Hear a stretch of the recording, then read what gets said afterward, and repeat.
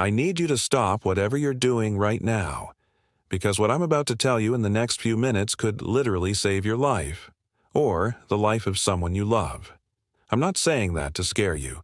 I'm saying it because after more than 2 decades working as a cardiologist, I have watched otherwise healthy people end up in emergency rooms, connected to monitors, asking themselves the same question: how did this happen to me? And in many of those cases, far more than people realize, it started in the first 30 seconds after they woke up. You heard that, right? 30 seconds. The moment you open your eyes in the morning.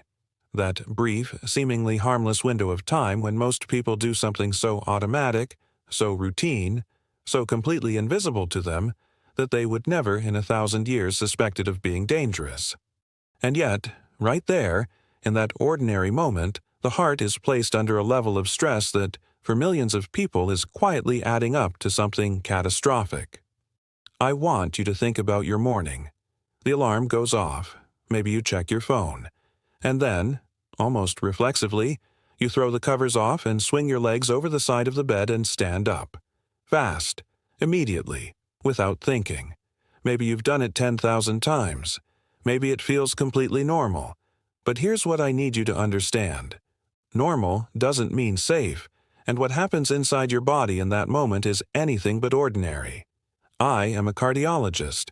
I have spent my career studying the heart, how it works, how it fails, and, most importantly, how it can be protected. I am not here to sell you anything. I'm not here to create panic. I'm here because the data is clear, the physiology is real, and the consequences are serious enough that I feel a professional obligation to speak directly to you about this. Because nobody talks about it. It doesn't make headlines. It doesn't come with warning labels. But it should. Let me explain what's actually happening inside your body while you're still in bed. During sleep, your cardiovascular system enters a state of relative calm. Your blood pressure drops. Your heart rate slows. Blood flow redistributes. Less demand on the muscles, more focus on restoration and repair. Your body temperature decreases slightly. Your hormone levels shift. The entire system is in a kind of peaceful, low-demand mode. That's good. That's exactly what sleep is supposed to do. But the moment you start waking up, everything changes. And I mean everything. In the early morning hours, typically between 6 and 10 a.m., your body begins producing a surge of stress hormones, particularly cortisol and adrenaline. These hormones are not inherently dangerous. They serve a purpose. They're part of your body's ancient mechanism for preparing you to face the day. They raise your blood pressure. They accelerate your heart rate. They increase the stickiness of your blood platelets, which is your body's way of preparing for potential injury. This process is called the cortisol awakening response, and it has been extensively studied in cardiovascular medicine. What that means in practical terms is this. The moment you wake up, your cardiovascular system is already under significantly more stress than it was just minutes before. Blood pressure rises, heart rate climbs, the demand on the coronary arteries increases, and this happens every single morning, whether you feel it or not. Now, here's where the danger enters. If, in the middle of that transition, when your body is already managing a significant hormonal surge, when your blood pressure is already climbing, when your heart is already working harder, you suddenly stand up fast, you are stacking an additional cardiovascular challenge directly on top of an already stressed system. And that combination is what I want you to understand deeply, because it is more dangerous than almost anyone realizes. When you stand up rapidly, gravity immediately pulls a significant volume of blood downward, toward your legs and lower body. Your circulatory system has to compensate for that shift almost instantaneously. The heart has to pump harder. The blood vessels in your legs need to constrict quickly to push blood back upward. Your brain, which requires a constant, stable supply of oxygenated blood, suddenly receives less. This is why so many people feel dizzy or lightheaded when they stand up too fast. That sensation, that brief moment of unsteadiness, Is your body telling you that the transition happened too quickly for your cardiovascular system to handle smoothly? In healthy, young people with no underlying conditions, this usually resolves within a few seconds. The body compensates. The dizziness passes, and life goes on. But the body still experienced a spike. The heart still surged. The pressure still jumped. And when this happens every single morning, over months and years, the cumulative stress on the cardiovascular system is real, documented, and significant. Now consider what happens in people over 50, or in people with high blood pressure, or in people with diabetes, obesity, a history of smoking, or a family history of heart disease. The compensatory mechanisms are slower. The arterial walls are less flexible. The heart muscle may already be working under increased strain. In those individuals, that rapid morning stand, that 30-second thoughtless habit, is not just stressful. It is potentially dangerous in a very immediate, very serious sense. There's a term in cardiology called the morning surge. It refers to the sharp rise in blood pressure that occurs in the early hours after waking. Research published in major cardiovascular journals has consistently shown that this morning surge is associated with a significantly elevated risk of cardiovascular events, including heart attack and stroke, particularly in people with hypertension or other risk factors. Studies have found that the risk of heart attack is measurably higher in the morning hours than at any other time of day. And one of the factors that amplifies that risk is exactly what I've been describing: abrupt postural changes immediately after waking. And here's something I need to emphasize, because this is the part that makes this so insidious. Most people feel absolutely fine. They stand up, maybe they wobble slightly, and they move on with their day. They interpret the absence of a dramatic event as proof that everything is okay. But the absence of symptoms does not mean the absence of damage. Cardiovascular stress is cumulative. The heart doesn't keep score in a way you can see or feel until one day it does. I've had patients in my clinic who were otherwise active, seemingly healthy people who exercised, ate reasonably well, didn't smoke, who ended up having a serious cardiac event. And when we sat down and went through their history, through their habits and their routines, the pattern was there. The chronic, repeated daily stress on the cardiovascular system accumulated over years. Not one dramatic event, 1,000 small ones.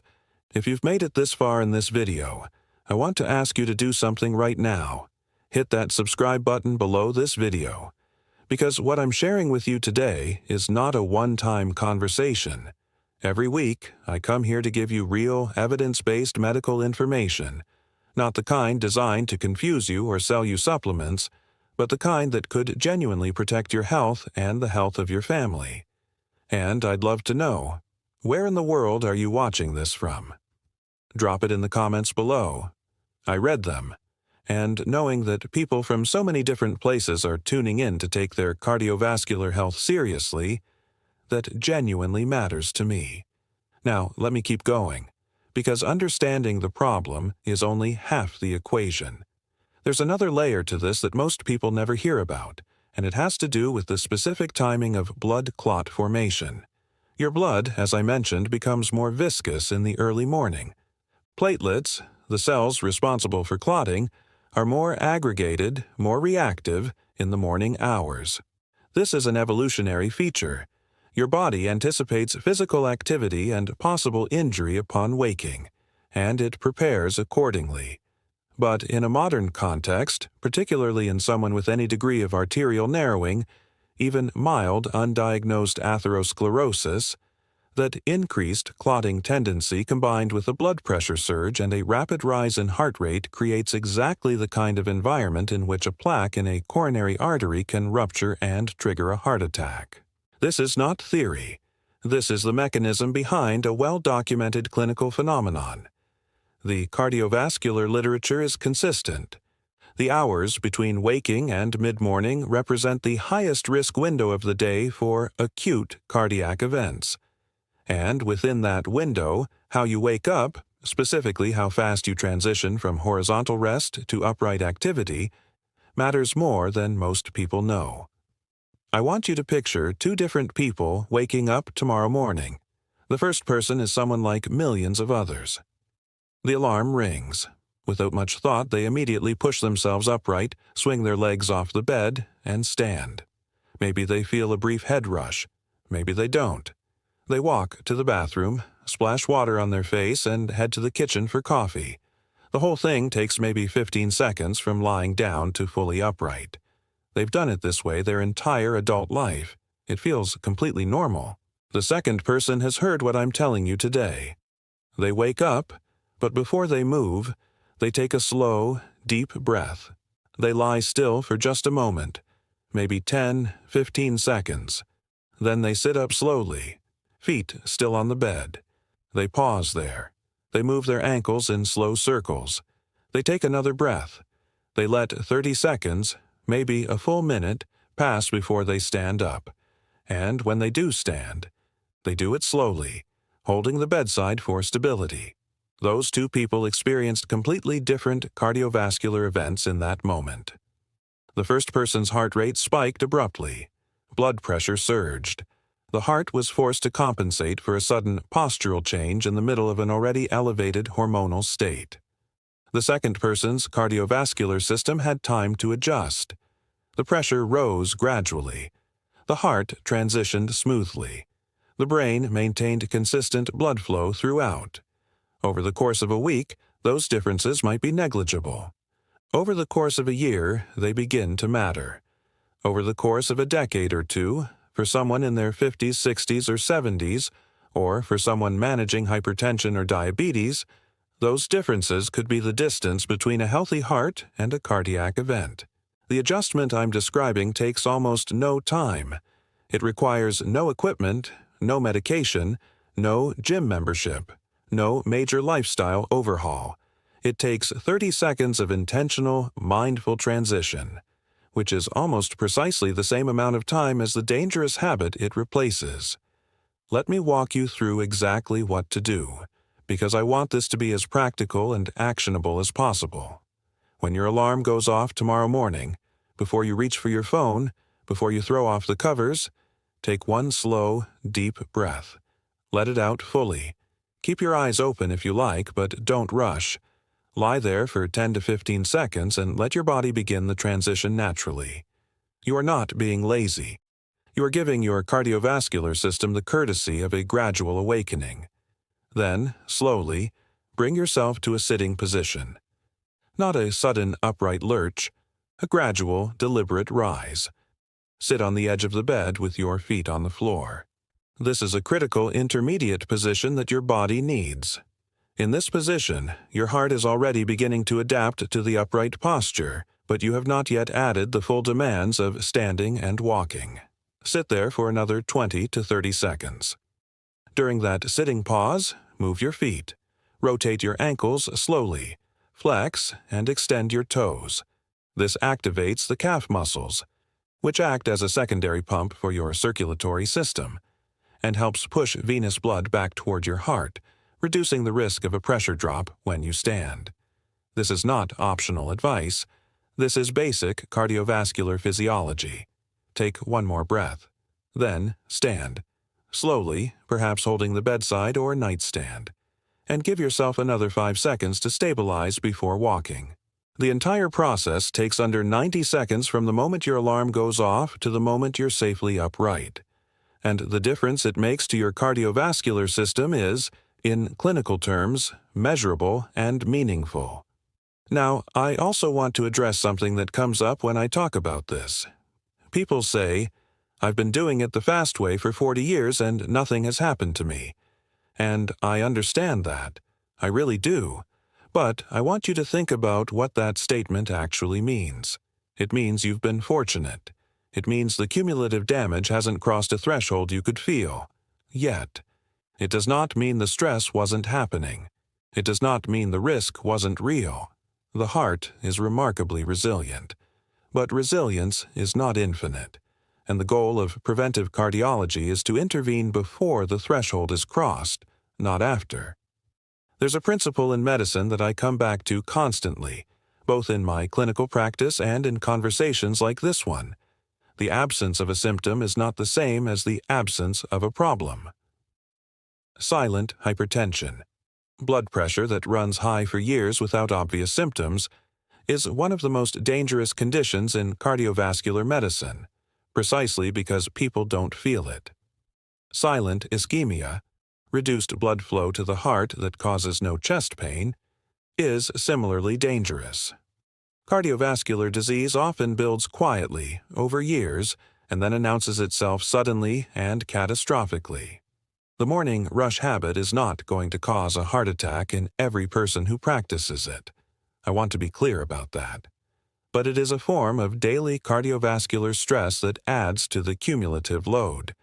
And for people who already carry elevated risk, it may be one stressor too many. Removing it costs you nothing. Keeping it could cost you everything. I also want to mention something about the people in your life. If you have a parent or grandparent over 60, particularly one with a history of high blood pressure, diabetes, or heart disease, please share this information with them. The risk profile I've been describing is most acute in older adults, and yet they are also the people least likely to have heard this specific guidance. A conversation with someone you love about how they wake up in the morning could be one of the most important health conversations you ever have. And if you yourself are in that risk category, if you're over 50, if you manage hypertension, if you have any known cardiovascular condition, I want you to take this seriously, not with fear, but with intention. This is not about anxious hypervigilance. It's about giving your heart the respect it deserves, especially in those first fragile minutes of the day when it is doing some of its hardest work without you even realizing it. Your heart beats approximately 100,000 times per day. It does this without your direction, without complaint, without rest. It has been doing this since before you were born. The least we can do, and I mean this quite literally, is give it 30 seconds of consideration in the morning. Think about everything else you do to protect your health. Maybe you take medication. Maybe you watch what you eat. Maybe you exercise. All of that matters enormously. But if you're also doing something every single morning that places unnecessary and avoidable stress on your cardiovascular system, those protective habits are working uphill. Removing that obstacle is not a minor tweak. It's a foundational shift in how you treat your heart. I want to close by coming back to where I started, because I want the image to stay with you. There is a moment every morning that is more critical for your heart than most people know.